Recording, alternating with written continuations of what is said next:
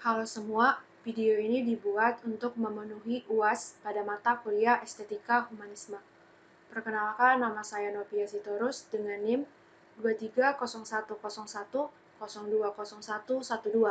dengan kelas SI 204 pada Prodi PJJ Sistem Informasi Universitas Siber Asia. Tema yang akan saya bahas adalah Be a Better Person by Building a Positive Subconcept.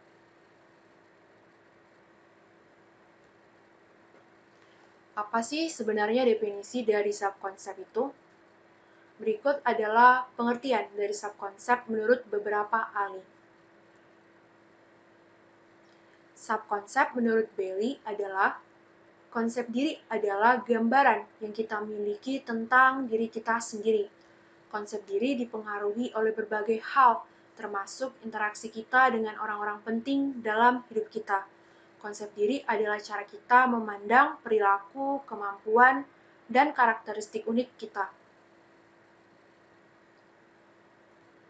Sedangkan menurut John Hattie mendefinisikan konsep diri sebagai persepsi individu tentang diri mereka yang mencakup penilaian terhadap berbagai aspek seperti akademik, sosial, dan emosional.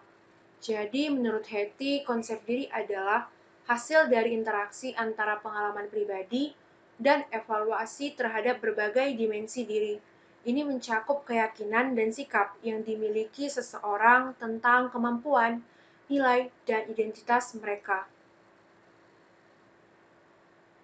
Selanjutnya, menurut William de Brooks, mengatakan bahwa subkonsep atau konsep diri adalah perspektif terkait totalitas psikis, fisik, dan sosial terhadap diri sendiri yang terbentuk dari berbagai pengalaman serta interaksi atau komunikasi individu dengan individu lain.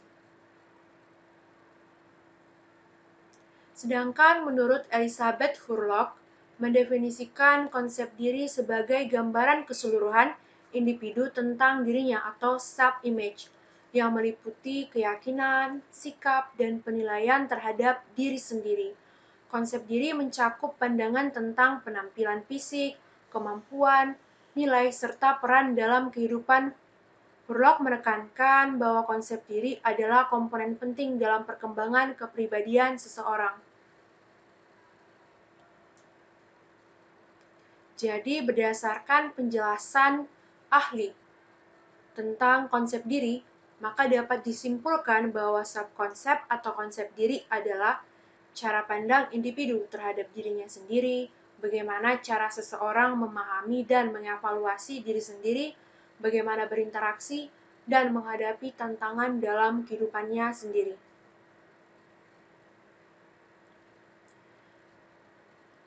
Tiga komponen utama dari konsep diri. Psikolog humanis Carl Rogers menggambarkan konsep diri terdiri dari tiga bagian. Yang pertama, ideal self atau diri ideal. Yang kedua, self-image atau citra diri. Yang ketiga, self-esteem atau harga diri. Poin yang pertama, ideal self atau diri ideal. Diri ideal adalah sosok yang Anda inginkan. Sosok ini memiliki atribut atau kualitas yang Anda upayakan atau ingin dimiliki. Sosok yang Anda bayangkan akan menjadi diri Anda jika Anda benar-benar sosok yang Anda inginkan. Poin yang kedua, self-image atau citra diri. Citra diri mengacu pada bagaimana Anda melihat diri Anda sendiri pada saat ini. Karakteristik fisik, sifat kepribadian, dan peran sosial mempengaruhi citra diri Anda. Poin yang ketiga, self-esteem atau harga diri. Seberapa besar Anda menyukai, menerima, dan menghargai diri sendiri berkontribusi pada konsep diri Anda. Harga diri dapat dipengaruhi oleh sejumlah faktor, termasuk bagaimana orang lain melihat Anda, bagaimana Anda berpikir diri Anda dibandingkan dengan orang lain, dan peran Anda dalam masyarakat. Selanjutnya, karakteristik subkonsep atau konsep diri. Secara umum, seorang individu dalam melakukan penilaian atas dirinya sendiri, terdapat dua kemungkinan. Ada yang menilai dirinya positif, dan ada pula yang menilai dirinya negatif. Dengan kata lain, individu memiliki subkonsep positif dan subkonsep negatif. Berikut subkonsep positif. Individu yang memiliki subkonsep seperti ini akan lebih optimis, percaya diri, dan selalu berpikir bahwa setiap masalah ada solusinya. Melalui subkonsep positif, maka akan memudahkan dalam beradaptasi dengan beberapa atau banyak keadaan. Memandang diri di samping hal-hal buruk atau negatif, pasti ada hikmahnya yang bisa diambil, dan bukanlah akhir dari segalanya. Dapat menerima dirinya apa adanya, menerima segala risiko dan kelemahannya, cenderung memiliki wawasan yang luas terhadap dirinya sendiri, memiliki keinginan dan perencanaan realis yang kemungkinan besar dapat dicapai olehnya, memiliki sikap yang dapat memposisikan harga dirinya secara tepat.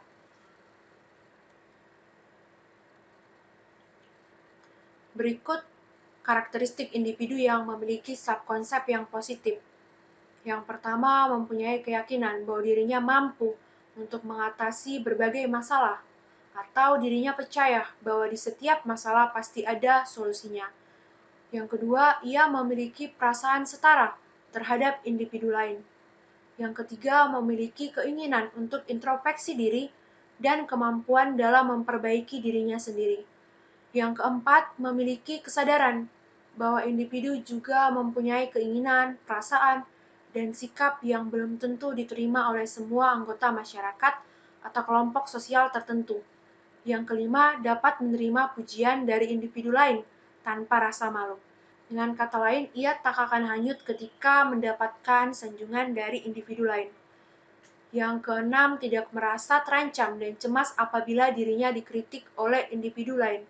Yang ketujuh, akan secara lapang menerima informasi negatif terhadap dirinya.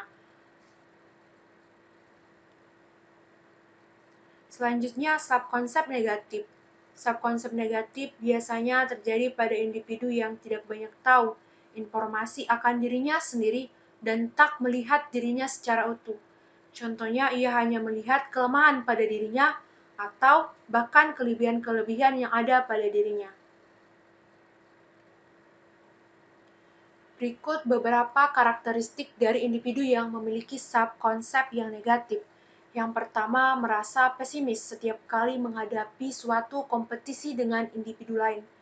Yang kedua, memiliki sifat yang sensitif atau peka apabila mendapat kritikan dari individu lain.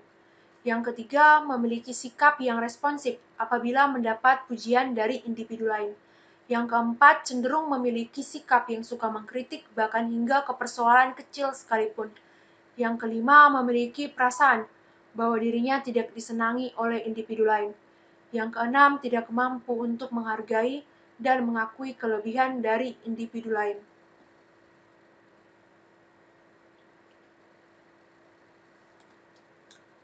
Faktor-faktor yang mempengaruhi subkonsep atau konsep diri. Akar permasalahan yang terjadi pada diri manusia sebagian besar ada pada perspektif terhadap dirinya sendiri. Pemahaman ini akan muncul dari pikiran negatif terhadap dirinya sendiri, seperti merasa dirinya tak berguna, rendah diri atau inferior, tidak cantik atau ganteng, tidak menarik, tidak memiliki keterampilan, dan segala macam kritik terhadap dirinya sendiri yang malah menyebabkan suatu problem. Jadi berikut adalah beberapa faktor yang mempengaruhi subkonsep seorang individu, yaitu yang pertama kegagalan.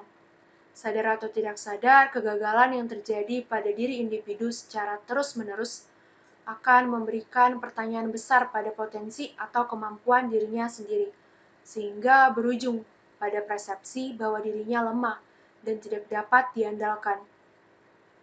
Yang kedua, overthinking. Seorang individu yang terlalu sering overthinking sangatlah tidak baik. Hal itu karena dapat mengarahkan pikiran buruk terhadap penilaian dirinya sendiri, sehingga terciptalah subkonsep yang negatif. Individu tersebut cenderung terus-menerus memikirkan kegagalan yang dialaminya, tanpa ada keinginan untuk mencari solusinya. Sikap seperti ini harus segera dihentikan. Yang ketiga, depresi. Sebenarnya poin ini ada kaitannya dengan poin-poin sebelumnya. Seorang individu dihadapkan pada kegagalan. Ia menganggap bahwa dirinya tidak memiliki potensi lagi untuk melawan kegagalan itu dan tidak mengambil peluang atas kegagalan tersebut. Sampai akhirnya individu itu dilanda stres hingga depresi karena terus memikirkan kemungkinan-kemungkinan negatif atas kegagalan yang ia alami. Pentingnya self-konsep untuk diri sendiri.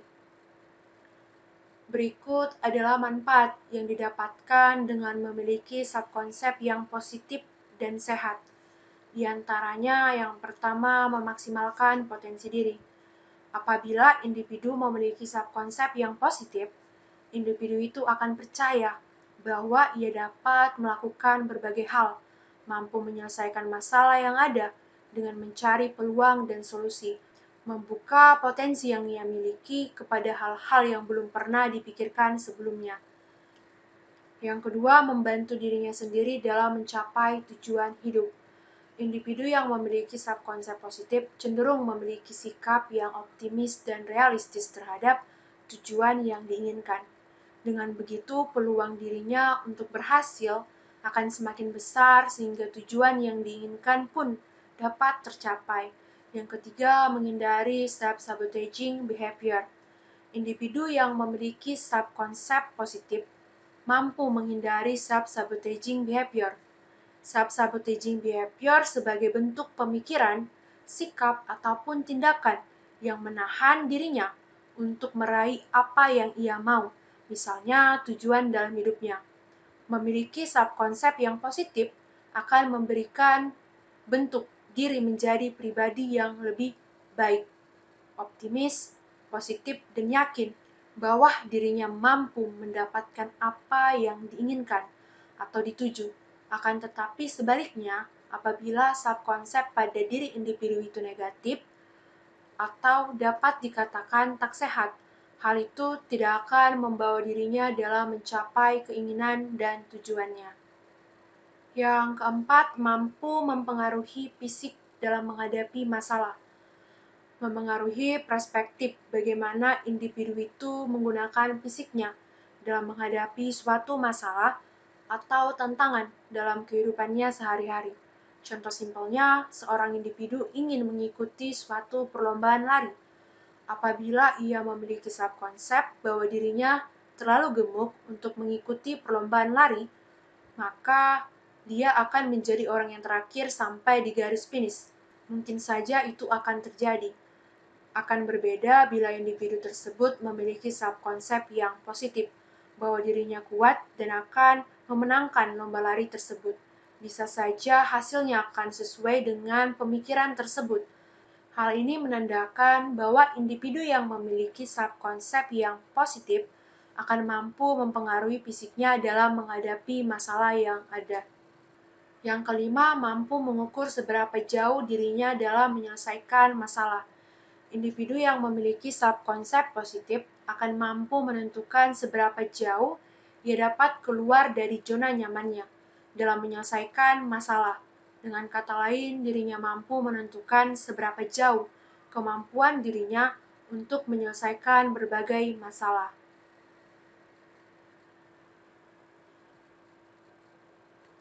Berikut ini saya merekomendasikan satu lagu yang sangat relate tentang topik ini, yaitu lagu dari Tulus yang berjudul Diri. Lagu Diri ini menceritakan tentang diri sendiri, yaitu merasa cinta pada dirinya sendiri, menyayangi dirinya sendiri, menyemangati dirinya sendiri untuk tetap bertahan dalam kerasnya kehidupan. Berikut saya akan membacakan liriknya. Hari ini kau berdamai dengan dirimu sendiri. Kau maafkan semua salahmu, ampuni dirimu. Hari ini, ajak lagi dirimu bicara mesra, berjujurlah pada dirimu, kau bisa percaya. Maafkan semua yang lalu, ampuni hati kecilmu.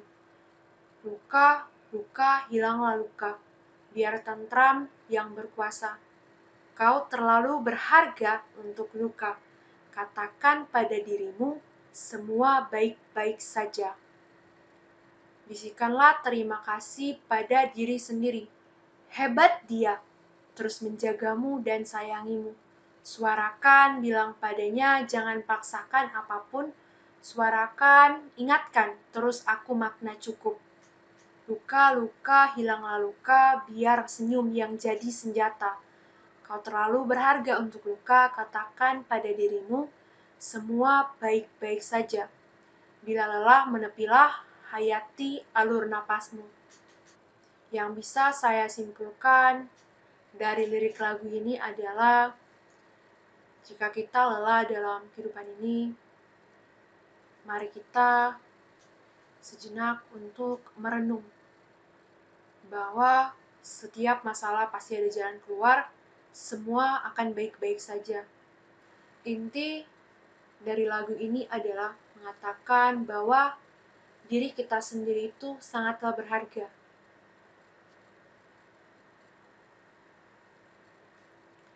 Inti dari tema yang saya sampaikan yaitu be a better person by building a positive self-concept, yaitu menjadi pribadi yang lebih baik dengan membangun konsep diri yang positif.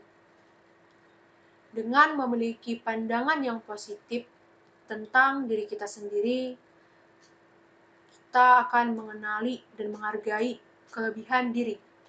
Kita menerima dan belajar dari kekurangan. Sadar bahwa tidak ada manusia yang sempurna di dunia ini. Untuk itu, mari kita untuk selalu berkembang, terus belajar dan bertumbuh, menjadi pribadi yang lebih baik dalam mencapai setiap tujuan kita. Dengan adanya konsep diri yang positif, kita dapat meningkatkan kesejahteraan emosional dan kesehatan mental kita. Kita dapat meningkatkan hubungan sosial yang lebih baik. Kita dapat meningkatkan motivasi pada diri kita sendiri. Dan kita dapat mengembangkan potensi-potensi dalam diri kita sendiri. Untuk itu, mari kita untuk terus belajar dan bersyukur setiap harinya untuk menjadi pribadi yang lebih baik. Ingat bahwa diri kita sendiri itu sangatlah berharga. Untuk itu, mari menjadi pribadi yang lebih baik dengan membangun konsep diri yang positif.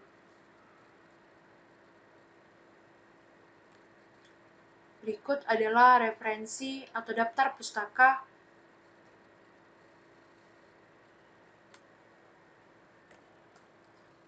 Demikianlah video yang dapat saya sampaikan. Apabila ada kesalahan, saya mohon maaf atas perhatiannya. Saya ucapkan terima kasih.